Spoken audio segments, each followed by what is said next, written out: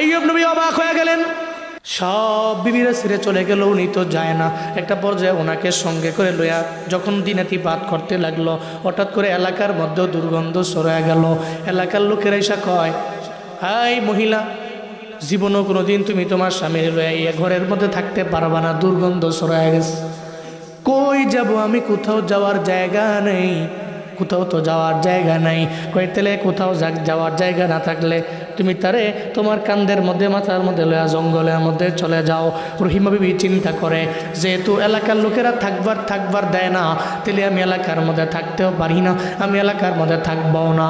হযরতে আইয়ুব নবীর কান্দের মধ্যে লইয়া ওই ঘর থেকে বেরিয়ে জঙ্গলের মধ্যে চলে গেলেন। জঙ্গলের মধ্যে গেছে, এখন তো আইয়ুব নবীর কোনো খাবার নাই, বিবিরও তো খাবারের কোনো ব্যবস্থা নাই। এখন তো নবীর বিবি আবার চাইলেও মানুষের দ্বারা দ্বারা ভিক্ষার ঝুড়ি নিয়ে যাইতেও পারবে না, এটা জীবনেও তো ওনার দ্বারা সম্ভব হবে না। চিন্তায় পড়ে গেলেন এবং টেনশন করলেন, এবং একটা পর্যায়ে ব্রেইনের মধ্যে বুদ্ধি চলে আসলো, মানুষের বাড়িতে যাব, বাড়িতে গিয়া কাজ করব, সারাদিন লাগে কাজ কইরা যা পাবো সন্ধ্যার সময় তা হাতের মধ্যে আইনা, সব আইনা এগুলা নিয়ে আমি আমার স্বামীর দরবারে যাব। জঙ্গলের মধ্যে আমার স্বামীকে নিয়ে আমি আমার বাকি জীবনটা আমি পার করে দিব। চিল্লায় পড়েন আল্লাহু আকবার। হযরত আইয়ুব নবীরে বসাইলেন, জঙ্গলের মধ্যে নিয়ে রাখছেন। ওদিকে রহিমা বিবি উনি মনে মনে চিন্তা ভাবনা করে, চলে যাব আমি, আমার স্বামীর জন্য তো খাবারের ব্যবস্থা করা লাগবে।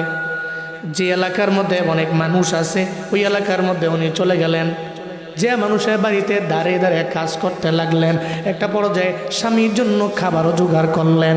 সন্ধ্যার সময় খাবার নিয়ে হযরত আইয়ুব নবীর দরবারে আসে। স্বামীর দেহের মধ্যে আর মুখের মধ্যে ব্যথা পাবে, এই কারণে চামচ ব্যবহার করে না। এই এলাকার যত মা বোনেরা আছেন, আপনাদের জন্য ব্যক্তিগত আপনাদের জন্যই ওয়াজ। আপনি তো স্বামীর সাথে যেই পরিমাণ অন্যায় করেন, স্বামী যদি একটা ভালো কাপড় আইনা দিতে না পারে, আপনি স্বামীর কপালের মধ্যে উড়াইয়াও মারেন।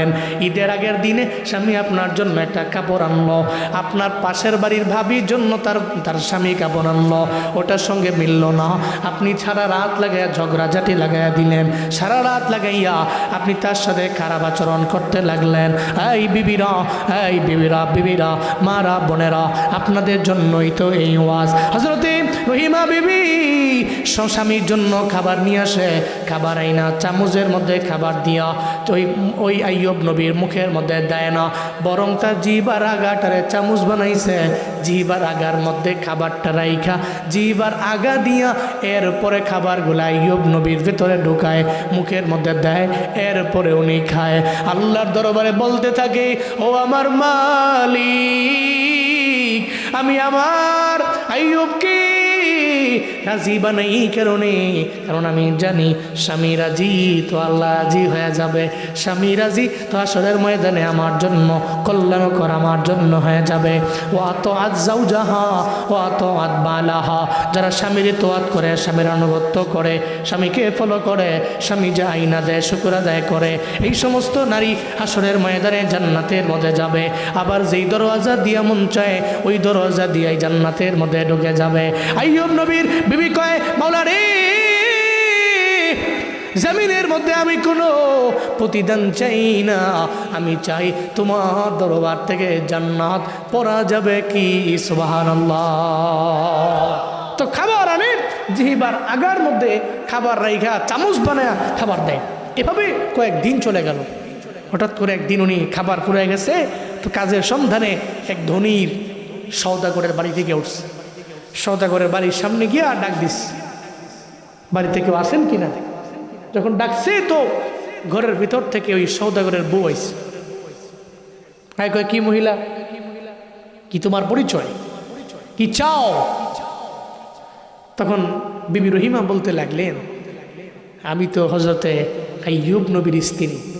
সুবহানাল্লাহ জোরে পড়বেন না।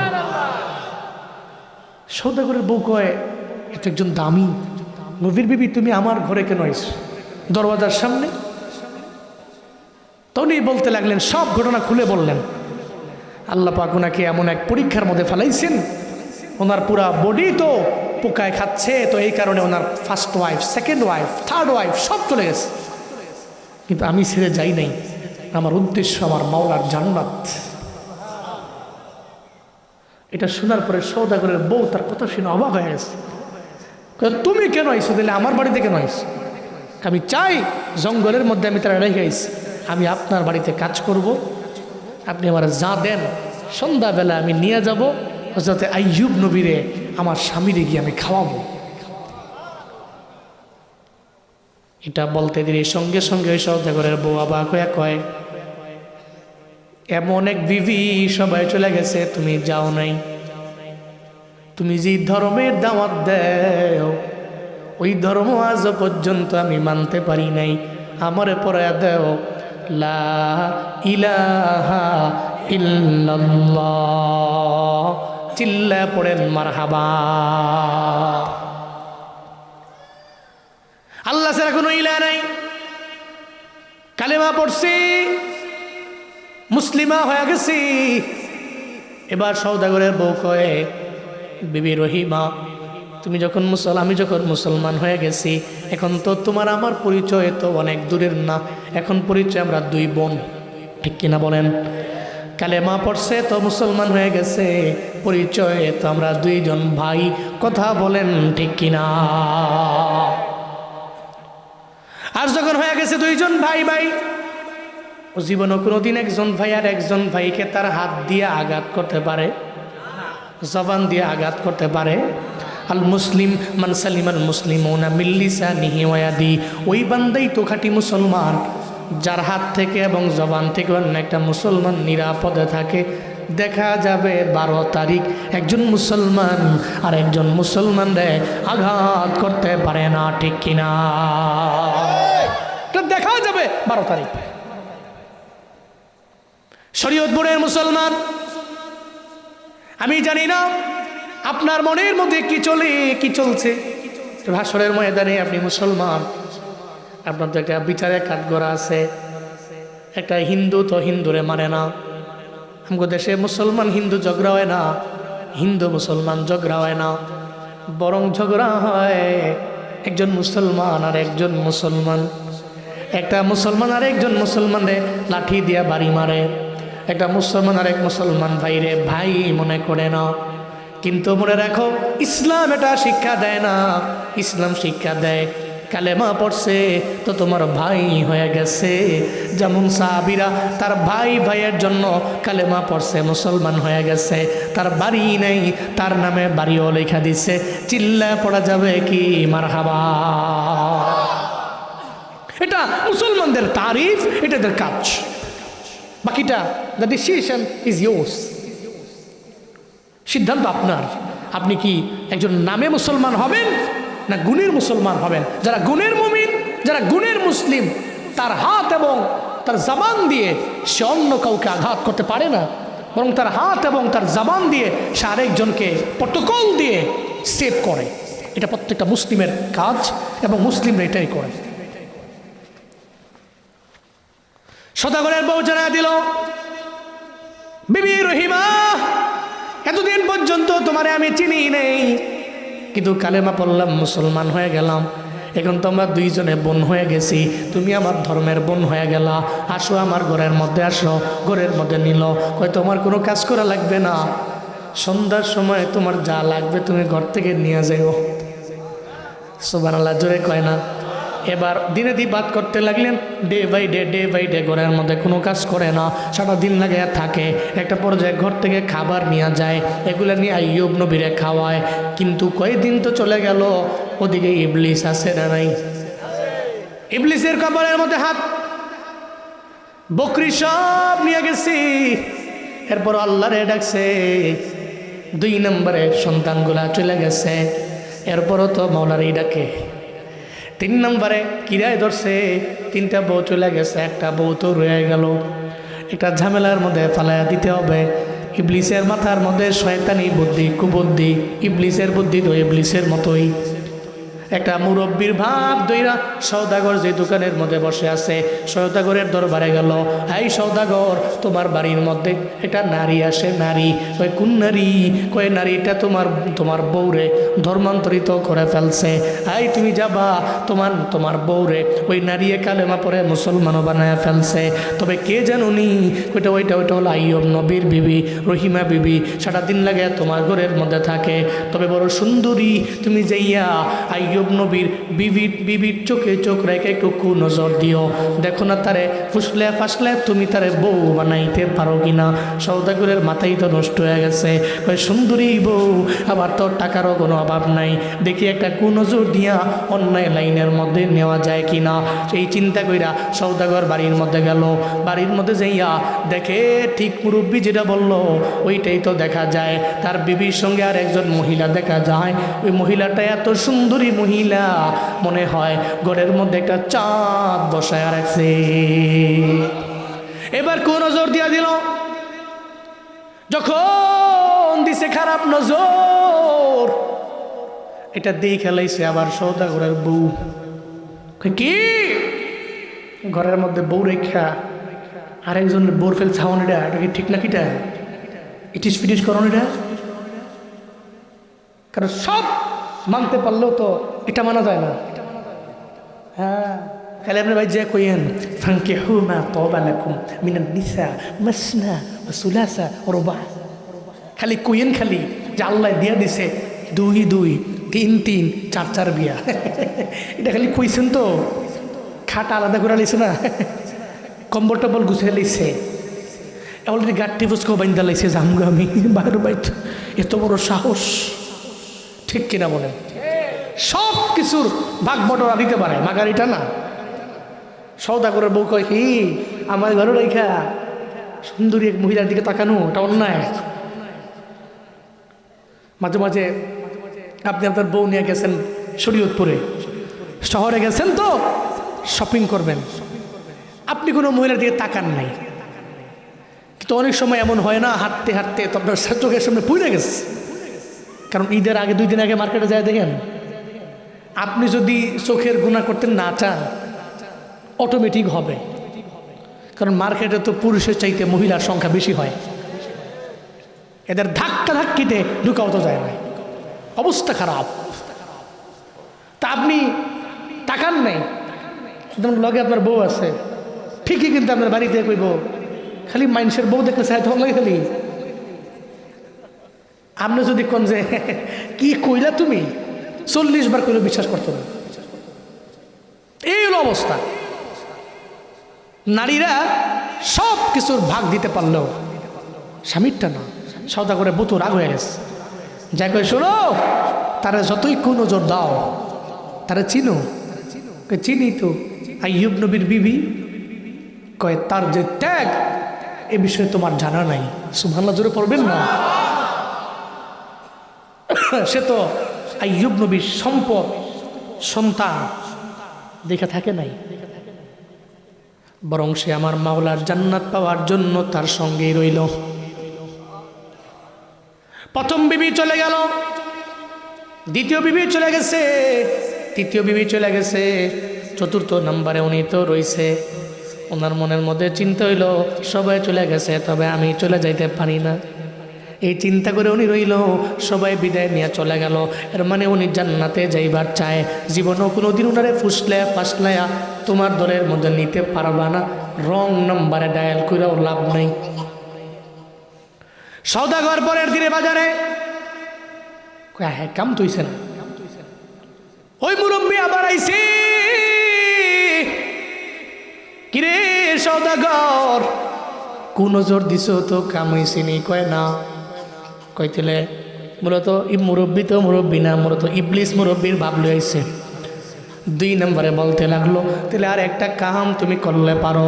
তুমি বাড়ির মধ্যে যাইবা, তোমার বিবিরে বলবা যেহেতু সে আইয়ুব নবীর বিবি, আবার এত পরিমাণে দামি বিবি, সবাই চলে গেল, উনি ছেড়ে যায় নাই, তাহলে তোমার ঘরের মধ্যে বরকত চাও? কয় হ্যাঁ। যদি তুমি তোমার ঘরের মধ্যে বরকত চাও, তাহলে তোমার বিবিরে তুমি জানা দিবা, ঘরের মধ্যে আসবে যেদিন কালকে থেকে, তারে বলবা যাতে রহিমা বিবি কিছু চুল কাইটা তোমার ঘরের মধ্যে দিয়া যায়, ঘরের মধ্যে রাখবা, বরকত বেড়ে যাবে। বুদ্ধি দিয়ে দিস, কি কঠিন বুদ্ধি দেন। এবার বাড়ির মধ্যে গিয়া হ্যাঁ বিবির বলতেছে, বিবি কালকে ওই যেই ঘরে যে মহিলাটা আয় না, এই মহিলাটা আইলে চুলগুলো কাইটা কিছু চুল আম করে দিয়ে যাইতে কইবা, ঘরের মধ্যে বরকত দিবে। তো পরের দিন যখন বিবি রহিমা আইস, স্বামী যেমন বলছে সওদাগরের বউ কইতাস, কিন্তু বিবি রহিমা তো চোখ দিয়া গোড়া গোড়া পানি পড়তাস। সুবহানাল্লাহ, জোরে পড়বেন না। যখন কইছে যে চুলগুলো কাইটা দিয়া যায়, ও চোখ দিয়া গোড়া গোড়া পানি পড়তাস। বলতে লাগলো, তোমার তো কোনো ধারণাও নাই, আমি আমার স্বামীর জঙ্গলের মধ্যে রাইখা আসি, খাবারগুলো দেও, আমি নিয়া নিয়া চইলা যাই। আমার স্বামীর হাতের মধ্যেও পোকা, পায়ের মধ্যেও পোকা, সব জায়গার মধ্যে পোকা, বসতেও তো পারে না। যখন আমি চুল ছাইরা দেই, আমার চুলগুলো উপরে ভর কইরা কইরা একটু বসতে পারে। আমার চুলের দ্বারা তার বড্ড উপকার হয়। আজকে যদি চুলগুলো তোমারে কাইটা দেওয়া যায়, আমার স্বামী ঠিকমতো আরাম মতো কোনো কাজের জন্য আমার চুল ধরতে পারবে না। জীবনও কোনো দিন আমি চুলগুলো কাইটা তোমারে দেওয়া যাইতে পারি না। সাবধান, আমার স্বামীর ক্ষতি হয়, আমি জীবনও কোনো দিন এই কাজ করতে পারবো না। এটা বলার পরে তো এবার সওদাগরের বউ কয়, মাপ চাই, আমি আর বলবো না, তোমার চোখের পানি তুমি বন্ধ করো, কান্না থামায়া দাও। সঙ্গে সঙ্গে আবার স্বামীকে বলতে লাগলো, না স্বামী সে তো বড় চুল দিতে চায় না। এবার স্বামী তো আবার সওদাগর দোকানে চলে গেল। ইবলিস আছে না নেই? লেগেই তো আছে। এবার ইবলিস তো আবার মুরব্বী সাইজা দেয়, কয় কিরে চুল কি পাইছো? কয় না। কয় চুল তো দেয় না। এমন এমন কথা বলে, কয় তুই তো একটা মগাই, তুই তার সম্পূর্ণ চুল যদি চাও দিবে না, বরং তারে যা বলো যাতে করে সব চুলগুলো না দেয়, চুলের কিছু অংশ যাতে কাইটা দেওয়া যায়, চুলের কিছু অংশ কাইটা দেওয়া যাবে। চুলের অংশগুলো পেয়ে গেলে ঘরের মধ্যে রাখবা, অটোমেটিক বরকত বেড়ে যাবে, রহমত বেড়ে যাবে ঘরের মধ্যে। এটা বলার পরে সওদাগর আবার বাড়ির মধ্যে গেছে, যে বিবির দরবারে আবদার জানাইতে লাগলো, বিবি সব চুল দেওয়ার কথা বলবা না, সে জীবনও কোনো দিন দিবার চাইবে না, বরং তুমি জানিয়ে দাও যাতে চুলের কিছু অংশ কাইটা দেওয়া যায়। বিবি তো যেমন কথা স্বামী বলছে। বিবি রহিমা আসার পরে বিবি রহিমাকে বলতেছে, বিবি রহিমা আমার স্বামী কইছে তোমার সব চুল দেওয়া লাগবে না, এই আবদারটা তুমি আমার ফালাইও না, আমি তো তোমার ধর্মের বোন, তুমি একটু চুল আমারে দিয়া যাও, একটু চুল আমারে দিয়া যাও, কেটে কেটে কর্তন করে আমারে দিয়া যাও। বিবি রহিমা কয়, আমি তো বড় ঝামেলায় আছি, কেউ তো তার ঘরে আমার এভাবে জায়গা দেয় নাই, আশ্রয় দেয় নাই। যেহেতু তুমি আমার আশ্রয় দিলা, তুমি আমার ধর্মের বোন হয়ে গেছো, আমি চাই না তোমার সব আবদার আমি ফালাইতে চাই না। ঠিক আছে ধরো, আমি তোমারে চুল কর্তন কইরা কিছু চুল তোমার ঘরের মধ্যে দিয়া গেলাম, কিছু চুল ঘরের মধ্যে দিয়া দিচ্ছে। এদিকে ইবলিস যখন শুনছে যে কাম হয়ে গেছে, ইবলিস দৌড়াইয়া মুরব্বীর বেশ লইয়া জঙ্গলে আইয়ুব নবীর দরবারে গেছে। যে কয় নবী আইয়ুব, আমি আপনার দরবারে আসলাম, আপনি বড় কষ্টে আছেন। কয় হা। কয় তেলে এত কষ্টে থাইকাও কি আল্লাহরে ডাকা লাগে নাকি? কয় হা। যতই আমি কষ্টে থাকি রে, এই কষ্টের মধ্যে ফালাইছে আমার আল্লাহ। আল্লাহ চাইলে বিপদ থেকে উত্তরণের পথ আল্লাহ বের করে দিতে পারে, কারণ মুমিনের বিপদ দেয় আমার আল্লাহ, আবার বিপদ থেকে উত্তরণের পথ বের করে দেয় আমার আল্লাহ। দেখে এখানে গিয়ে অত লাভ নাই, এবার মূল জায়গার মধ্যে আঘাত আনলো। আপনি তো আল্লাহর নবী? কয় হা। কয় আল্লাহর নবীরা জীবনও কোনো দিন হারাম খায়? কয় না। আল্লাহ নবীরা হারাম খেতে পারে না। আপনার বড়ি তো বড় দামি, আপনার দ্বারা তো হারাম খাওয়া মানায় না। কিন্তু আপনার বিবি তো একজন আছে? কয় হ্যাঁ। বিবির নাম বিবি রহিমা? কয় হ্যাঁ, সবাই চলে গেছে, সে তো আমার সাইরা চলে যায় নাই। কয় যে আপনার প্রতিদিন কোথায় যেন যায়, খাবার নিয়ে আসে আপনার জন্য, একটা বারের জন্য জিগাইছেন নি কোত্থেকে আনে? আইয়ুব নবী কয়ে জিজ্ঞাসা করলাম, আমি জানি সে মানুষের বাড়ির মধ্যে কাজ করে, ওখান থেকে আমার জন্য খাবার জোগাড় করে নিয়ে আসে। কয় না, আপনার বিবি মানুষের বাড়ি থেকে চুরি কইরা খাবার খাওয়ানোর জন্য আপনার কাছে আসে। নাউজুবিল্লাহ, জোরে কয় না। আইয়ুব নবী কয় না এটা তো অসম্ভব, এটা জীবনেও বিবি রহিমা করতে পারে না, এটা চাইলেও সম্ভব না। বিবি রহিমা সবাই চলে গেছে, সে আমার সাইরা যায় নাই, তার ভিতরে জাহান্নামের ভয় আছে, সে জান্নাতে যাইবার চায়, জীবনে এটা করতে পারে না। এবার ইবলিসে কয়া যায়, নবী আইয়ুব আপনি যদি আমার কথা বিশ্বাস না করেন, তাহলে আজকে আপনার বিবি আপনার কাছে আসার পরে আপনি দেখবেন, বলবেন তার চুল চেক করার জন্য, আপনি তারে বলবেন তুমি তোমার উপরে তোমার এটা খোলো, খোলার পরে চুল যখন দেখবেন চুলের আগাটা কাটা আছে, এর মানে চুরি করতে গেছে, ওই জায়গার মধ্যে ধরা খাইছে, তো চুল কেটে দিচ্ছে। সত্য না মিথ্যা? কি দুষ্ট! এবার তাই নবী ঠিক আছে, ঠিক আছে তুমি যাও, যেহেতু তুমি বলছো যদি মিল্লা যায় তাহলে তো আমি তাকে কঠিন শাসন করব, কারণ নবী তো জীবনে কোনোদিন হারাম খেতে পারে, চুরি করে আনছে, তো এই খাবার তো নবীর দ্বারা খাওয়া, জীবনেও কোনোদিন মানায় না, সাজেও না। সন্ধ্যার সময় বিবি আইস, বিবির সঙ্গে রাগ করে বলতেছে, বিবি তুমি যে খাবার আনো কোত্থেকে আনো? বিবি কয় মানুষের বাড়িতে যাই, আমি কাজ করি, সন্ধ্যার সময় আমারে খাবার দেয়, আমি আপনার জন্য নিয়ে আসি। কি বলতেছেন এগুলো? কয় না তুমি চুরি করে আনো। আইয়ুব নবী বিবি কয় না, সামনে আমি চুরি করব কেন? আমি তো আপনার সঙ্গে থাইকে জান্নাতে যাইবার চাই। যার কামনা জান্নাত, যার বাসনা জান্নাত, তার দ্বারা তো চুরি করা সাজে না, তার দ্বারা চুরি করা তো জীবনেও মানায় না। এটা কেমনে বললেন? জি আইয়ুব নবী কয়, আইয়ুব নবী বলতেছেন ঠিক আছে চেক করি, আমি ওই যে শিখাই দিয়ে গেছে চেক করি, চেক করতে গিয়ে কয় তুমি তোমার অন্যটা খুলো, যা দেখে চুলের আগার মধ্যে কাটাই আছে। এবার তো কয় তুমি মিথ্যা বলার আর কোনো সুযোগ নাই বিবি আমার, মানুষের বাড়িতে চুরি করে করে আমারে খাওয়াইছো, জীবনও কোনোদিন আমি এটা মানতে পারি না।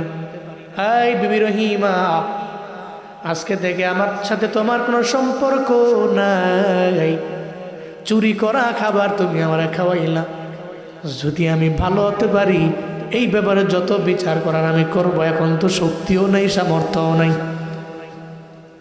বিবি রহিমার সঙ্গে কথা বলেন না, বিবি রহিমা কান্নার আওয়াজ আল্লাহর দরবারে বলতে লাগলেন, মাওলারে তোমার তো জানা আছে আমি তো মানুষের বাড়িতে কাজ করে করে আমার স্বামীর জন্য খাবার আনি, মাওলারে তুমি তো জানো আমার দিলের মধ্যে কোনো দুষ্টামি নাই, আমি চুরি কইরা খাবার আনি না, পরিশ্রম কইরা কইরা খাবার আনি, কিন্তু কে যেন আমার স্বামীরে বলল, মাওলারে তোমার কাছে বিচার আমি দিয়ে দিলাম, আল্লাহর দরবারে বলে দিল। এভাবে দিনাতিপাত করতে লাগলেন। আইয়ুব নবীর বিবিও কাজের জন্য যায়, বাহিরে যায়, তবে আইয়ুব নবী ওনার সঙ্গে কথা বলেন না। একটা পর্যায়ে আইয়ুব নবী যখন এমন একটা অবস্থা হয়ে গেল, আইয়ুব নবী এমন অবস্থায় আমার মাওলারে ভুলে না। আল্লাহ কয়, নবী আইয়ুবের এত বড় পরীক্ষা আমি আল্লাহ দিয়ে দিলাম, নাম্বার 1 দিলাম, পরীক্ষার মধ্যে গোল্ডেন প্লাস পেয়ে গেল, দ্বিতীয় নাম্বার দিলাম, গোল্ডেন প্লাস পেয়ে গেল, তৃতীয় নাম্বার বড় একটা পরীক্ষার মধ্যে ফালাইলাম। এই বড় পরীক্ষার মধ্যেও তো উনি ওনার ক্ষমতার লোভে আমারে ভুলে যান নাই, উনি ঝামেলায় পইরাও আল্লাহকে নিয়ে কোনো বাজে মন্তব্য করেন নাই, খালি বারবার আল্লাহর দরবারে জিকিরি করে, আল্লাহকে ও জিবরাইল আমি আল্লাহ চাই না, তুমি এখনই চলে যাও, এখনই চলে যাও, আমার আইয়ুব নবীর দরবারে যাও, আমার আইয়ুব নবীর দরবারে গিয়ে সালাম দাও। জিবরাইল আইয়ুব নবীর দরবারে আসলেন, আইসা আইয়ুব নবীর সালাম দিয়া দিলেন, আসসালামু আলাইকা আইয়ুব। আইয়ুব নবীর সালাম দেওয়ার পরে আইয়ুব নবী কয়, কে তুমি? কয় আমি জিবরাইল, আমি জিবরাইল আইছি। সালামটা দেওয়ার পর সঙ্গে সঙ্গে জবাব দেয় না, বরং লম্বা সময়টা গ্যাপ নিলেন, এরপরে উনি জবাব দিলেন। হযরত জিবরাইল বলে, পয়গম্বর আইয়ুব সালাম দিলাম, কিন্তু গ্যাপ দিয়ে পরে আবার জবাব দিলেন, কেন এমন করলেন একটু বলেন না। এটা বলার পরে হযরত আইয়ুব নবী জানা যায় জিবরাইলে, আমি কেন গ্যাপ দিয়া তোমার সালামের জবাব দিলাম তুমি জানো নি? আমার মুখের মধ্যে তো সব জায়গায় পোকা আমারে খেয়ে ফেলছে, যখন তুমি আমার সালাম দিলা একটা পোকা আমার ওই জায়গায় খাইতেছিল, আমি যদি মুখটা নাড়াইয়া সালামের জবাব যদি আমি দিবার চাই তাহলে তো পোকাটা পড়ে যাবে, তার খাবারের ডিস্টার্ব হয়ে যাবে, ওর তো রিজিক এই জায়গায় আছে, আমি এই জন্য একটা বারের জন্য তোমার সালামের জবাব দিতে আমি সঙ্গে সঙ্গে দেই নাই। আমি চিন্তা করছি এই পোকা যদি না খাইতে পারে, হাসরের ময়দানে যদি আমার আল্লাহর দরবারে নালিশ করে, রিজিক তো আমার ছিল, তুমি কেন আমার রিজিকটা নষ্ট করলা? আমি আল্লাহর দরবারে জবাব দিতে পারবো না। এই কারণে সালাম দেওয়ার পরে একটু গ্যাপ রেখে আমি জবাব দিলাম। চিল্লায় পড়া যাবে কি সুবহানাল্লাহ? হযরত আইয়ুব নবী কি এমন জবাব দিয়া দিছে রে, আল্লাহর দরবারে এই জবাবটা বড্ড পছন্দ হয়ে গেছে। আল্লাহ কয়, নবী জিবরাইল আমরা আইয়ুব নবীরে বলো একটু পা দিয়ে জমিনের মধ্যে আঘাত করার জন্য। আইয়ুব নবী পা দিয়ে যখন জমিনের মধ্যে আঘাত করলেন, ওই জায়গা থেকে বড় একটা পানির ফোয়ারা, ঝর্ণা প্রবাহিত হয়ে গেছে। সুবহানাল্লাহ, জোরে কয় না? যখন পানির ফোয়ারা বয়া যায়, ওই সময় আল্লাহ কয়, জিবরাইলে আমার নবী আইয়ুবের পরীক্ষা করা আমার শেষ হয়ে গেছে, গোল্ডেন প্লাস পেয়ে গেছে, পরীক্ষার মধ্যে তো উত্তীর্ণ হয়ে গেছে।